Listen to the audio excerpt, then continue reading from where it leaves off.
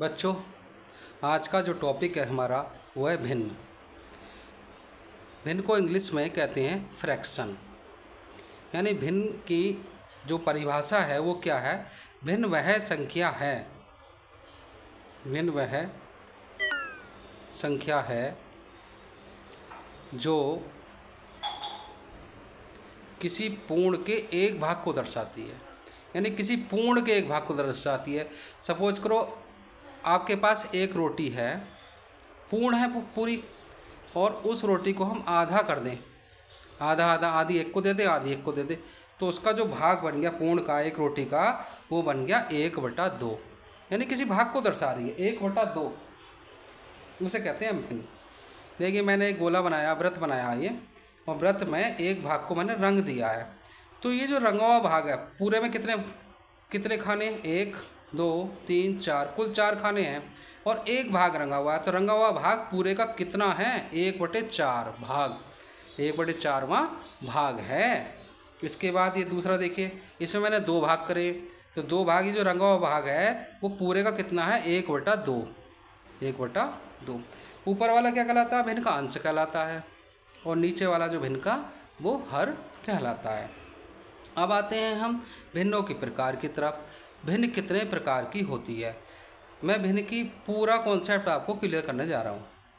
देखिए भिन्न जो है 3 प्रकार की होती है। नंबर 1 उचित भिन्न, नंबर 2 अनुचित भिन्न, नंबर 3 मिश्र भिन्न। तो उचित भिन्न में क्या होता है? जो अंश है ऊपर वाला वो छोटा होता है नीचे वाले से, हर से छोटा होता है। हर होता है नीचे वाला, अंश होता है ऊपर वाला। तो उचित भिन्न में अंश छोटा होता है और हर बड़ा होता है। अनुचित भिन्न में हर बड़ा होता है और अंश छोटा होता है। और मिश्र भिन्न होती है जो 3 सही 1/2, ये इसे कहते हैं मिश्र भिन्न।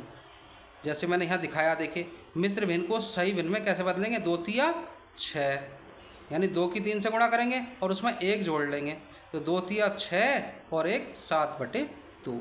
ये भिन्न बन गई आपकी, ये मिश्र भिन्न है, इसे मिश्र भिन्न बोलेंगे। उसके बाद आता है भिन्नों का जोड़। यानी भिन्नों को आप कैसे जोड़ेंगे उसके बारे में आपको बताया जा रहा है। देखिए भिन्नों का जोड़, आपके पास 2 भिन्न है, एक भिन्न 1/2 और एक 1/3। इन दोनों भिन्नों के बीच में प्लस का निशान लग गया, इसका मतलब है भिन्नों को जोड़ना। जोड़ने के लिए क्या करेंगे? 3 की गुणा आप इधर कर दियो, ऊपर 3 ही कम 3, 2 की गुणा यहाँ कर दो, 2 ही कम 2, 3 में 2 जोड़ा, कितना हो गया? 5, 5/6।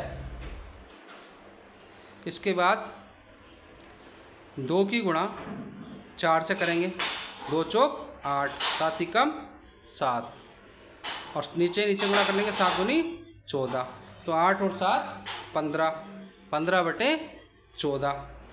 ठीक है। अब इसके बाद 2 संख्या वाला हमने लिया, तो 2 संख्याओं वाला जो लिया है वो इस प्रकार से आपको मैंने समझा दिया है। इसके बाद 1/2 में 1/4 और 3/6 को हम कैसे जोड़ेंगे इसके बारे में बता। 3 संख्याओं को लेकर भिन्नों को हम कैसे जोड़ेंगे। तो हमने क्या करा, नीचे बटे में जो था 2 है, 4 है, 6 है, तो 2 4 6 का हम क्या ले लेंगे? एलसीएम लेंगे। एलसीएम मैं आपको सिखाऊंगा। तो एलसीएम जब लेंगे तो उसका क्या रूल है? 2 ही पहले हम निकाल लेते हैं, 2 ही कम 2, 2 के पार्ट से काटेंगे पहले, 2 दूनी 4 और 2 तिया 6, फिर 2 से काटो, 2 ही कम 2, फिर 3, 3 से काटो, 3 ही कम 3। यानी जो एलसीएम आया 2 4 6 का आया, 2 इनकी गुणा कर लेंगे, 2 दूनी 4, 4 तिया 12, 12 एलसीएम आ गया। अब 12 की ये लाइन खींच देंगे, एक लाइन खींचकर आप नीचे 12 लिख देंगे। उसके बाद 2 से पहले लिख लेंगे 1 गुणा, 2 से 12 काटेंगे, 2 छंग 12, 6 आया। फिर 1 लिख लेंगे ये वाला, 4 से 12 काटेंगे, 4 तिया 12, फिर 3 लिख लेंगे, 6 से 12 काटेंगे, 6 दूनी 12, सबकी गुणा कर लेंगे, 6 ही कम 6, 1 तिया 3, 3 दूनी 6, 6 3 9, 9 6 15, 15/12। अब देखिए हम ऐसा पाड़ा ढूंढेंगे जो 15 भी कट जाए, 12 भी कट जाए, 3 पंजे 15, 3 चौक 12, तो ये हो गया 5/4। अब 4 से 5 को भाग देंगे। देखिए मैंने भाग दिया यहाँ, 4 से 5 को 4 ही कम 4, 1 से 1 बच गया, तो ये हो गया 1 सही 1/4। ठीक। इसके बाद ये सवाल है 6/7 जमा 1/4 जमा 3/5। तो इसमें 7, 4, 5 तीनों संख्या अलग अलग है, इसका भी हम एलसीएम ले लेंगे। 2 से काटते हैं, 2 से 7 नहीं कटेगा, 7 ऐसे लिख दिया, 2 दूनी 4 और 2 5 नहीं कटेगा, 5 ऐसे लिख दिया। फिर 5 को काटेंगे, 5 ही कम 5, 5 से 2 नहीं कटेगा, 7 नहीं कटेगा, ऐसे लिख दिया। 2 से 7 नहीं कटेगा, 2 ही कम 2, 7 ऐसे लिख दिया, 7 ही कम 7 ही आ गया।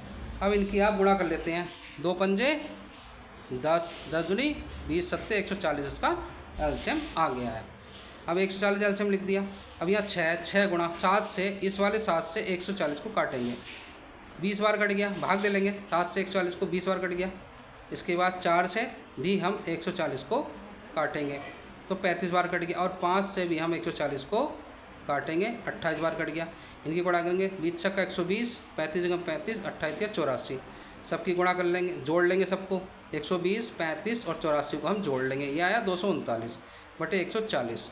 140 से हम भाग देंगे, 140 से 140 बचे 99, 99 बटे 140 आ गया इसका आंसर। अब देखिए कहीं कहीं पर यह आता है कि कौन सी भिन्न बढ़ी है, 1/2 और 3/5 में कौन भिन्न बढ़ी है। इसका पता लगाने के लिए हम लिख देंगे यहाँ 1/2 3/5, फिर लिख देंगे 1/2 3/5। तो इसके बटे में क्या 5, तो 5 से गुणा यहाँ कर देंगे ऊपर नीचे। इसके बटे में 2 है, 2 से ऊपर नीचे गुणा हम यहाँ पर भी कर देंगे। तो ये आ गया 5 ही कम 5, 5/10, 3 दूनी 6/10। तो इसमें बड़ी कौन सी हो गई, 6/10 बड़ी, 6/10 के सामने क्या 3/5, तो 3/5 भिन्न बड़ी हो गई और 1/2 जो है ये छोटी भिन्न हो गई। ये हो गई बड़ी और ये हो गई छोटी भिन्न, ठीक है।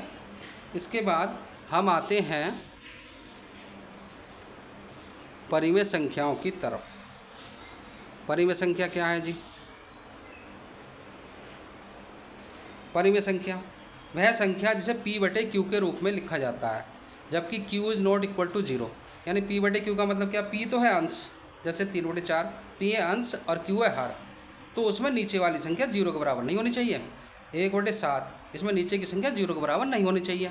अब एक एग्जांपल मैं आपको दे रहा हूँ, जैसे 3/0, तो 3/0 में बटे में 0 आ गया, हर में 0 आ गया, यानी हर 0 नहीं होना चाहिए, जिसके हर में 0 है वो परिमेय संख्या नहीं है, तो ये परिमेय संख्या नहीं है। परिमेय संख्या ऋणात्मक भी हो सकती है, जैसे -1/4, माइनस ऊपर लग गया, 1/-2 मैं हर स्थिति आपको बता रहा हूँ, और -1/-2 ये सभी परिमेय संख्याएं हैं, यानी परिमेय संख्या ऋणात्मक हो सकती है। अब अंतर क्या है, परिमेय संख्या और भिन्न में क्या डिफरेंस है, what is the difference between fraction and rational numbers. परिमेय संख्याओं को हम रेशनल नंबर्स पे कहते हैं।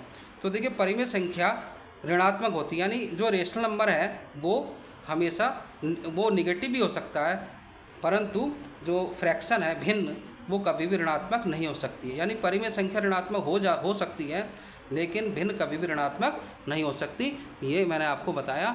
और इसके बाद फिर मैं आपको जो है एलसीएम और एचसीएफ के बारे में बहुत बारीकी से समझाऊंगा, ठीक है।